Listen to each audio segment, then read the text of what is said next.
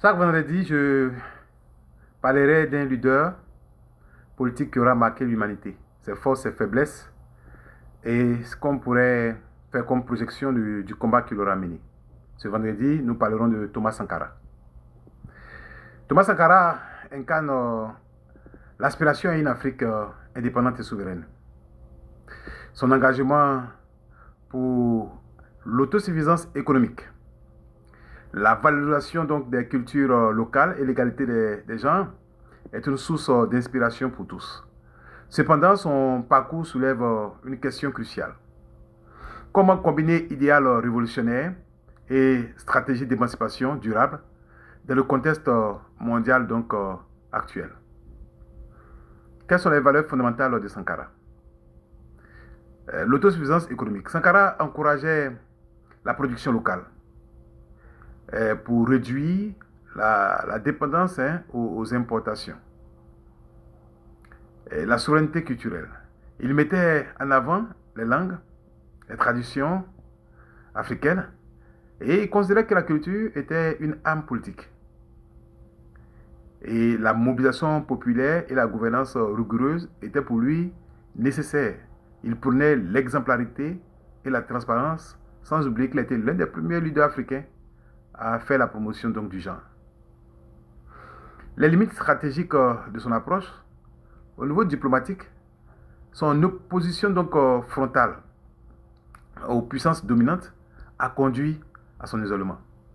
Je pense que les États africains doivent désormais adopter une diplomatie plus pragmatique et courageuse, négociant stratégiquement pour défendre leurs intérêts et puis en consolidant aussi leur autonomie. Équilibre entre radicalité et pragmatisme. Vous savez, les changements rapides initiés par Sankara ont parfois suscité des résistances, surtout au niveau interne. Les leaders actuels doivent équilibrer courage et patience, en tenant compte des réalités politiques et sociales pour instaurer des transformations qui soient donc durables. Vision géopolitique proactive. Au-delà de la dénonciation de l'impérialisme, n'est-ce pas, l'Afrique doit construire sa propre puissance en établissant donc des alliances régionales solides, en investissant dans l'éducation et la recherche, et puis en développant des industries donc stratégiques. L'héritage de Sankara est précieux, mais il doit être enrichi par une approche plus tactique. L'émancipation donc africaine devra reposer sur l'éducation.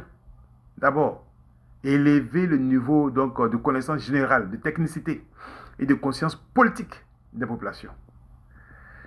La construction des réseaux d'influence. Il nous faut établir des partenariats stratégiques sans tomber dans l'isolement. Négociation avec les puissances mondiales. Il s'agira de défendre ses intérêts tout en consolidant son autonomie. La promotion de la culture. Ah oui, utiliser la richesse culturelle comme un levier économique et géopolitique. Développement d'institutions fortes. Il s'agira donc d'assurer une gouvernance qui soit pérenne et souveraine. Développement d'industries stratégiques. Ça, il faut être à la pointe, n'est-ce pas, des secteurs émergents pour bâtir une économie qui soit autonome. En tout cas, démocrates et jeunes africains, ne nous contentons pas donc d'admirer Sankara. Analysons ses forces et ses faiblesses pour tracer une nouvelle voie où l'Afrique s'impose en maîtrisant ses propres règles. Vous savez, le défi du XXIe siècle est de transformer l'idéal en action durable.